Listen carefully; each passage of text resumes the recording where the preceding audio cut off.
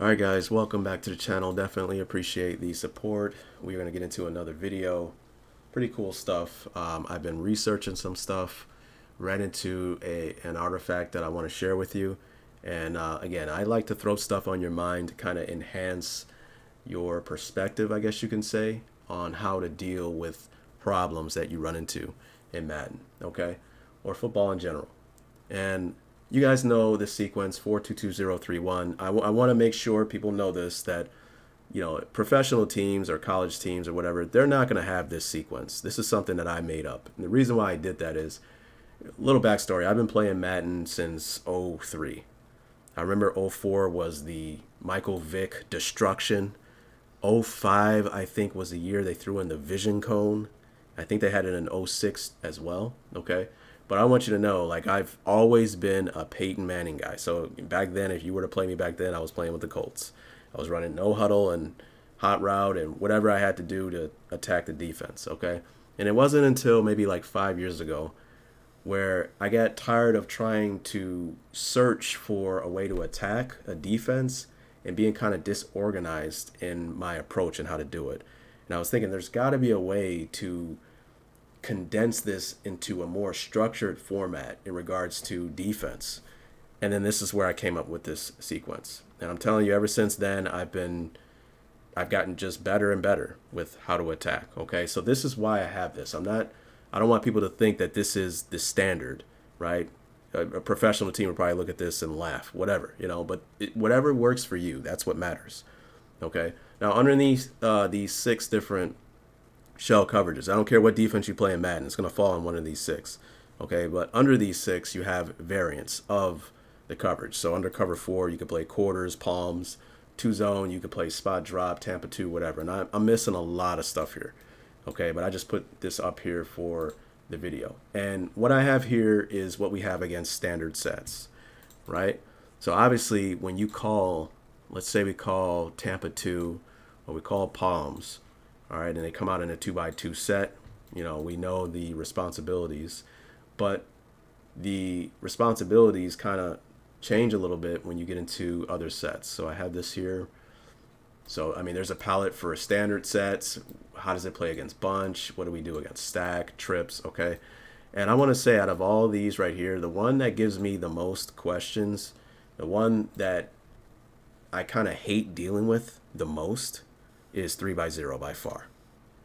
Okay, bunch I really don't have a problem with. That's why I want to play mutt, because I want to run into the issues you guys say that's out there. A lot of bunch demons or whatever. It really doesn't give me any problems, but maybe I'm not playing against good enough competition, right? But no matter what, if I ever run into a guy who's just so good at 3x0, I run into a lot of issues, okay? And that's my deal. My deal is, well, see, my biggest issue is you got 1, 2, 3, you got the offensive line, and then you got the tight end, and you got the back, right? My biggest issue is the number 3, really, okay?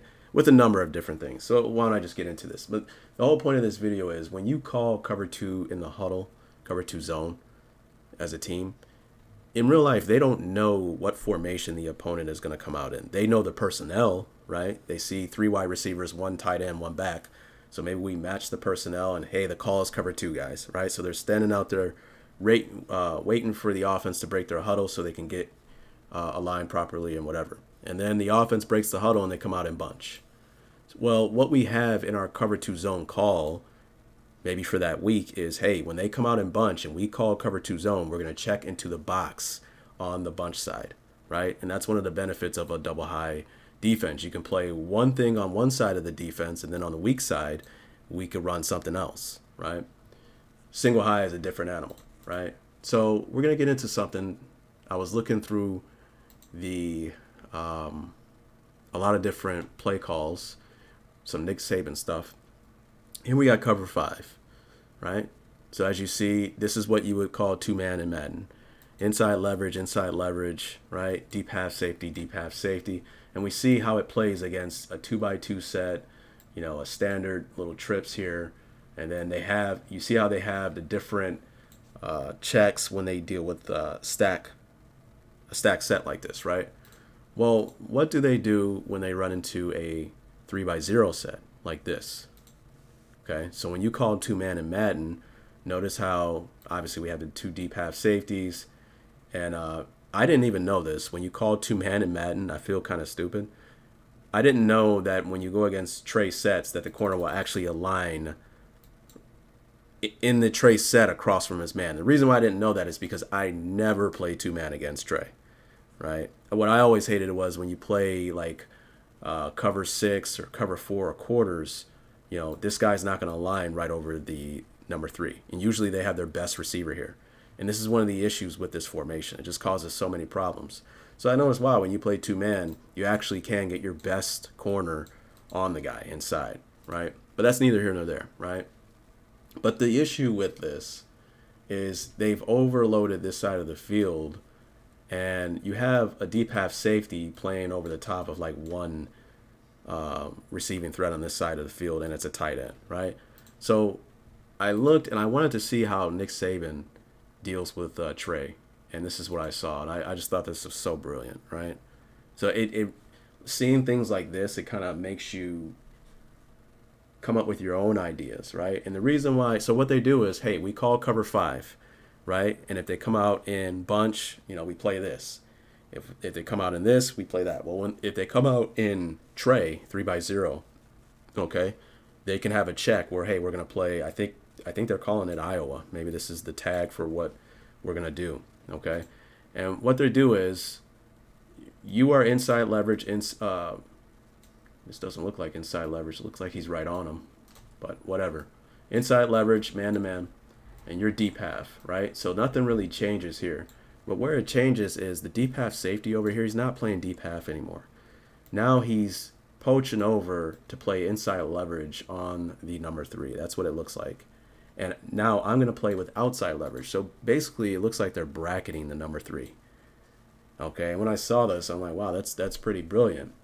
Well, what about over the top here? Well, you know, this is a tight end. So, you know, they have man-to-man on this guy. They're not really too concerned, I would assume. If this was a Travis Kelce, this would be deadly for you, right? But in most cases, if they have their bona fide receiver at number 3, this would be a coverage I would really like, okay? And obviously they have the banjos, so, you know, if we get switch, then, you know, I'll take outside, you take inside, okay? So, you know, when I thought about this, I'm like, wow, you know, the reason why I probably never thought of this is because we don't, you notice we don't call man-to-man and double a receiver in Madden.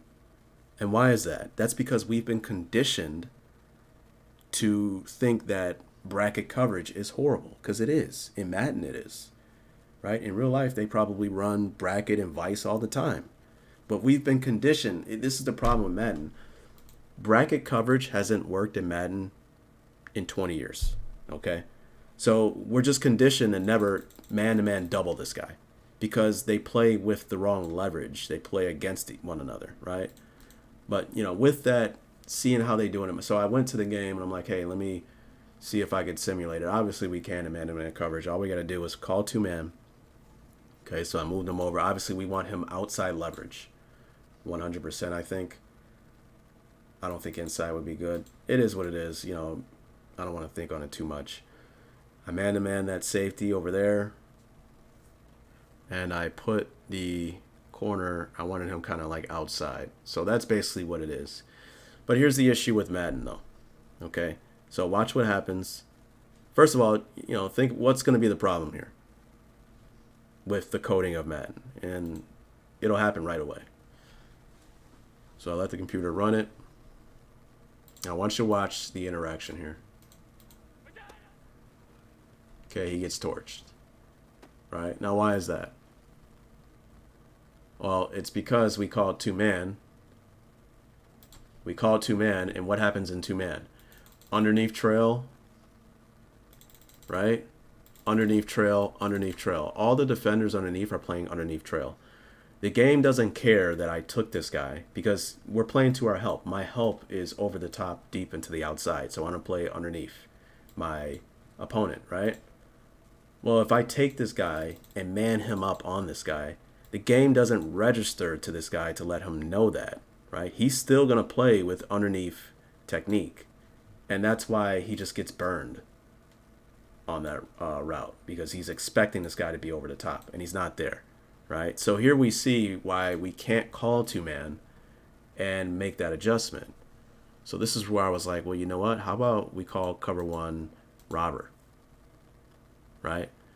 I hope you guys know that when you call two-man, the defenders underneath play vastly different than how they play when you play cover one robber.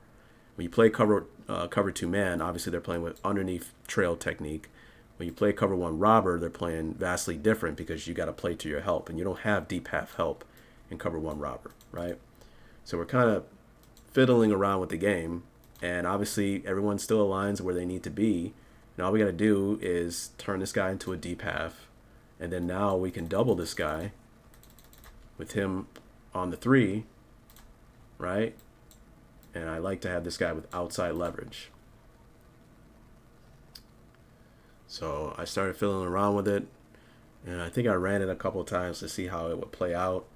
And, you know, I'm not a big fan of how it plays out in Madden, but it's something that I think I'm going to try in game and see how it plays out. Because usually, you know, I make a video after I ran it in game a couple of times, but I figured I'd show you guys this before I even try it.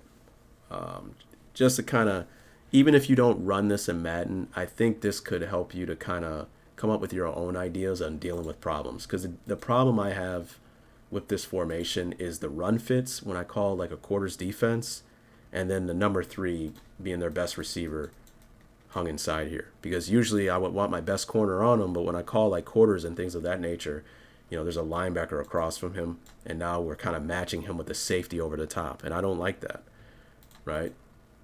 So, you know, I like to see, so here I ran it, and it's pretty decent. I mean, he threw to his best receiver, and it's the computer on all Madden, so of course he's going to torch that guy. But I think if you fiddle around with this, because you can do a lot of different things. What I did was I did the underneath adjustment as the defense, so these guys are playing underneath.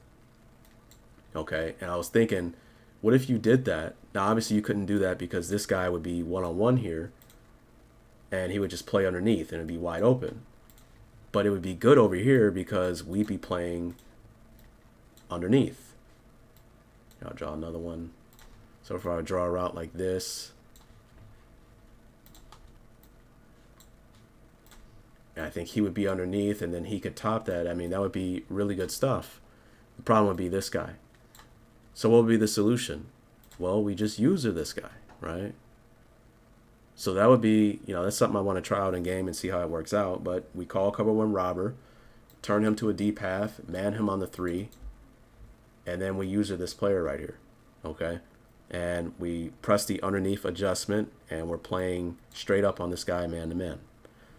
So obviously I want to go over videos of me running it. I don't think it'll be too successful, but I think it'll be fun to try.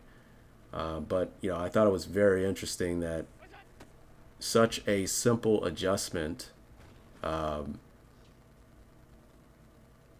don't know why, I really do think I never really thought of it. Again, we probably don't think of things like that. Maybe some of you guys have thought of that, but we probably don't think of things like that, at least most of us, because we just don't play bracket coverage. We don't play bracket man-to-man in Madden because Madden's bracket coverage is just horrible, right?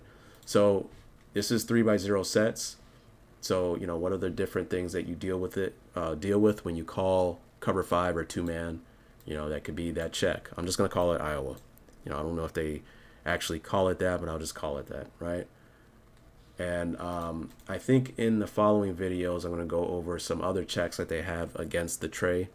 They have Cora, a 2-zone variant, and then they have Cop, and they have, I believe, Sin, I think is what they call it. Now, I've been going over a lot of different sheets. Cora was something I found very interesting, and Cop was something that I liked. I didn't really look at the Sim one yet, but I got to go back and look at it. So just throwing that at you guys, and you know, do what you want with that. But maybe that's just something to kind of get the ball rolling with your way and your angle on how to deal with a particular problem on defense. Hope you guys enjoyed the video, man. Peace.